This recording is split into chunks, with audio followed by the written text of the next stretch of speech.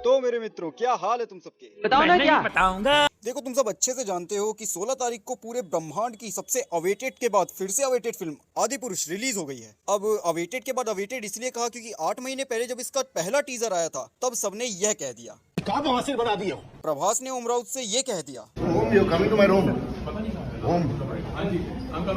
और बवाल मच गया, जिसके ऊपर मैंने भी एक वीडियो बनाया था। हाँ, ये वाला अच्छा सपोर्ट दिया था तुम सब लोगों ने, उसके लिए तुम्हें धन्यवाद। और अगर तुमने वीडियो नहीं देखी है तो जाकर देख लेना भाई। तो ये जितना भी बवाल हुआ इसको देखकर ओमराव जी समझ गए कि भाई बाबू भैया बहुत मारेंगे लोग। तो फिर मिसकंसेप्शन, गलती हो गई, 200 करोड़ एक्स्ट्रा लगाकर सुधार करेंगे के नाम पर उन्होंने रिलीज को डिले कर दिया। और सुधार कितना हुआ ये फिल्म देखकर अच्छे से पता चल गया। मतलब ऐसा लग रहा है कि शायद वाल्मीकि जी या तुलसीदास जी से रामायण लिखते समय कोई गलती हो गई होगी, या फिर बूढ़े तो थे ही, कुछ घटनाएं लिखना भूल गए होंगे। तो उस कमी को सुधारने का युग परिवर्तक निर्णय लिया मनोज मुंतशिर शुक्ला जी ने। मुझे पता है तुम्हें नाम सुनकर तुलसीदास खान वाला सीन याद आ रहा है, पर मुद्दा अभी वो नहीं है। तो उन्होंने सोचा होगा कि यार ये कलयुग है और इस नई पीढ़ी को रामायण के बारे में कुछ भी नहीं पता, तो इस कलयुग के उद्धार का दायित्व उठाते हुए मुझे कुछ तो करना पड़ेगा। तो फिर उन्होंने वाल्मीकि जी द्वारा लिखे हुए त्रुटि युक्त दृश्यों को सुधारते हुए और ब्रह्मांडीय स्तर के डायलॉग जोड़कर हमारे सामने यह परोस दिया। और उसके बाद जिस तरह शायद जज लोग मृत्यु दंड देने के बाद अपनी पेन तोड़ देते हैं, यह सोचते हुए कि इससे बुरा क्या ही लिखा जा सकता है, ठीक उसी प्रकार उन्होंने भी अपनी कलम को तहस नहस कर दिया होगा कि इससे अच्छा और क्या ही लिख देंगे वो। मतलब ऐसी घटनाएं और डायलॉग लिखे, मल्टीवर्स तो साला बच्चा है, ओमनीवर्स छेड़ दिया यार, सबके लिए कुछ ना कुछ। अगर आप अपनी संस्कृति को अच्छे से पहचानते हैं और सम्मान करते हैं तो आपके लिए बेसिक स्टोरी लाइन है। और अगर आप आजकल के जमाने के गली पार्क वाले छपरी हैं तो इसमें आपके लिए प्रेरणादायक डायलॉग्स हैं। अगर आप अच्छे टोन वाले गाने स्टेटस पे लगाकर थोड़ी देर के लिए अपने आप को हिंदू समझने लगते हैं तो इसमें आपके लिए वैसे ही गाने हैं। अगर आप मार्वल लवर हैं तो आपके लिए इसमें कंटेंट है, और अगर आप डीसी लवर हैं तो आपके लिए इसमें डार्क थीम प्लस कंटेंट है, और अगर आप किंग कॉन्ग गॉडजिला टाइप फिल्में पसंद करते हैं तो भी इसमें आपके लिए कंटेंट है। हाँ, के पॉप सिंगर वालों के लिए नहीं है, सालों प्रोटेस्ट मत कर देना इसके लिए। और फिर अगर आप अपने आप को गेमर समझते हो तो इसका बैकग्राउंड आपको सेक्सी नॉस्टैल्जिया दे देगा। उसके बाद अगर आप सेक्युलरिज्म वाले हो तो भी बल्ले जी बल्ले, आपके लिए भी कंटेंट है इसमें। यहाँ तक कि अगर आप जय गिट्टी जय सरिया वाले या शांति दूत हो तो आपके व्हाट्सएप ग्रुप के लिए भी भर भर के कंटेंट है इसमें। और अंत में आप क्रिंज लवर हो तो पूरी मूवी आपके लिए है यार। मतलब किसी को नहीं छोड़ा, सबकी ले ली। इन शॉर्ट 700 करोड़ का ऐसा बूफे बना दिया है जिसे अगर खा लिया तो कोई ना कोई रोग तो पक्का ही लगेगा।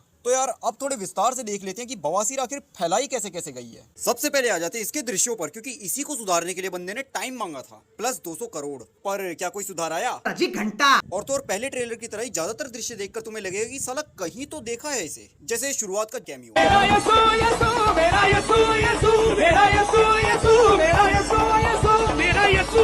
और अगर हम जरा सा पीछे देखें तो इंटीरियर एसगार्ड। उसके बाद ये भूत जैसे क्रिएचर वाले दृश्यों को देखकर तुम्हें हैरी पॉटर की याद आ जाएगी। उसके बाद इन्होंने ऐसा सीन दिखाया जिससे इंस्पायर्ड हो कि शायद मल्टीवर्स ऑफ मैडनेस बनाई गई हो। क्या मतलब वो पहले आई है? और फिर इन भूतों का सुपरवाइजर कंट्रोलर है कौन?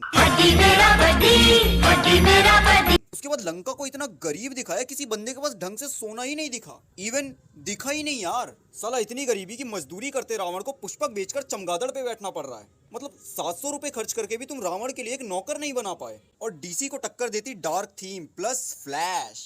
उसके बाद मार्वल्स का एवेंजर्स यूनाइट वाला सीन। और फिर मूवी में है कौन? प्रभास। तो फिर क्या बाहुबली छोड़ देंगे ये लोग? समंदर के किनारे का थकेला इंस्पिरेशन और युद्ध महल में जाके लड़ रहे हैं, है ना?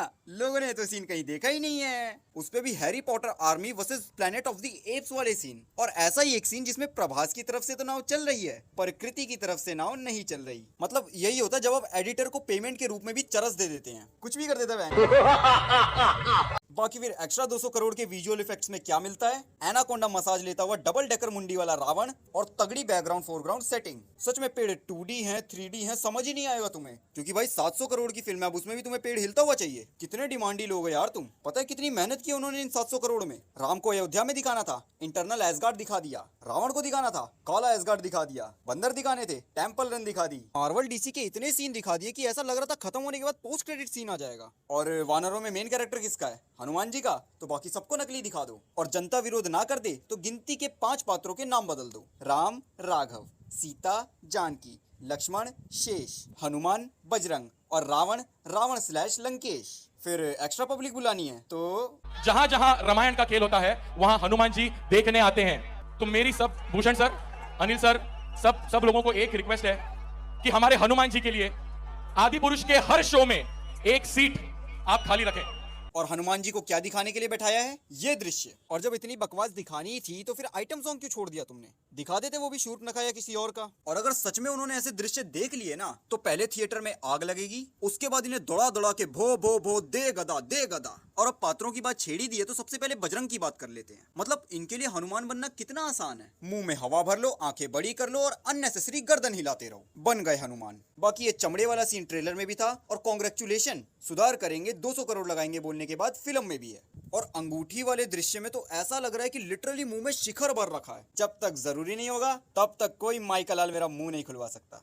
और जब राघव कुंभकर्ण को मार देता है तो बजरंग का मुंह ऐसा हो जाता है मानो किसी ने उसका किल चुरा लिया हो। उसके बाद आते हैं रावण पे। भाई मैंने पिछली वीडियो में ही कहा था जस्टिस फॉर रावण ट्रेंडिंग पर ले आओ, तुम माने नहीं तो लो। इस बार इन्होंने रावण की इतनी गंदी की है जितनी ये पुतला बनाने वाले भी नहीं करते। मतलब पिछले कपड़े और छपरी हेयरकट इन्हें कम लगा तो इन्होंने क्या किया, सेट वेट के लिए आइकॉनिक लुक और पालिका बाजार वाली सुपर स्ट्रेच टी शर्ट पहना दी। और ऊपर से रावण की चाल ओए होए, ऐसा लग रहा है मानो किसी लड़के की जिम ज्वाइनिंग का दूसरा हफ्ता है और वो पहली बार थाई मार के निकल रहा है। अरे मानो मेरी बात, वसूली भाई फेल कर दिया तुमने। ऐसी चाल देखकर मुझे एक ही गाना याद आया, तेरे शहर दे पटोले मैनू आके ताड़ दे, असी जिम दे शौकीन हैवी वेट मार दे। और सच कहूं तो पहली ऐसी रामायण देखी है जिसमें सबसे तगड़ा कैरेक्टर तुम्हें रावण का ही लगेगा। आदि पुरुष तो पता नहीं कौन से लॉजिक से नाम रखा इन्होंने, बाकी बनाई इन्होंने या तो राघवायण है या फिर रावणायण है। उसके बाद जामवंत को देखकर तुम्हें लगेगा कि रॉकेट बड़ा हो गया है और उसने जीओजी छोड़कर वानर सेना ज्वाइन कर ली है। और सुग्रीव और वानर सेना की तो पूरी ही बैंड बजा दी है इन्होंने। मतलब पिछली वीडियो में भी कहा था अगर तुम्हें 3D ही बनाना है तो पूरी 3D बना दो ना यार। यहाँ 500 करोड़ के अंडर में मिशन मंगल हो जाता, तुमने 700 करोड़ में ये बनाया है। उसके बाद Barry Allen of another universe, Indrajit with full tattooed body, जिसके पास ब्रह्मास्त्र के रूप में कोगा निंजा स्टार है। तुम्हें पूरी फिल्म में इससे बदतमीज बंदा और कोई नहीं मिलेगा। डायलॉग वाले सेक्शन में बताऊंगा कैसे। फिर विभीषण के वेल डिजाइंड बियर्ड और सेटवेट लगे बाल प्लस अ हॉर्स वाइफ। तो सारे मेन कैरेक्टर हो गए। अब आते हैं राघव पे। कोई सॉरी टू से नहीं, अगर प्रभास ने सबसे घटिया एक्टिंग कभी की होगी ना तो वो ये फिल्म है। कई जगह तो ऐसा लग रहा है मानो सुबह उठे, स्टूडियो चले गए, कपड़े उपड़े पहने और आ जाओ भाई। मतलब ऐसा मुंह बना रखा है मानो अभी रणवीर सिंह आएगा कोलगेट मैक्स फ्रेश लेके। देखो राम में रामत्व दिख जाएगा, इसकी उम्मीद तो बहुत पहले ही छूट गई थी, परंतु यहाँ तो उन्हें मेन कैरेक्टर के रूप में ढंग से नहीं दिखा पाया यार। उनसे ज्यादा ग्लोरीफाइंग कैरेक्टर तो तुमने रावण का दिखा दिया है। यानी कि एक ऐसी रामायण जिसमें राम के नाम पर बस बैकग्राउंड म्यूजिक जय श्री राम या सिया राम वाला और कुछ भी नहीं। और इनकी धूर्तता देखो। ओरिजिनल रामायण से हटे हैं क्या? हमने उसको मॉडर्नाइज करने का कोई प्रयास किया है क्या? हमने कोई अलग टेक लिया है? तो इसका सीधा जवाब ये है देवांग जी, बिल्कुल नहीं। जो रामायण लोगों ने सुनी है, पढ़ी है, देखी है, एग्जैक्टली वही रामायण है, कुछ भी अलग नहीं। फिल्म का नाम क्या है? जैसा कि आपने अभी कहा श्वेता जी, फिल्म का नाम है आदि पुरुष।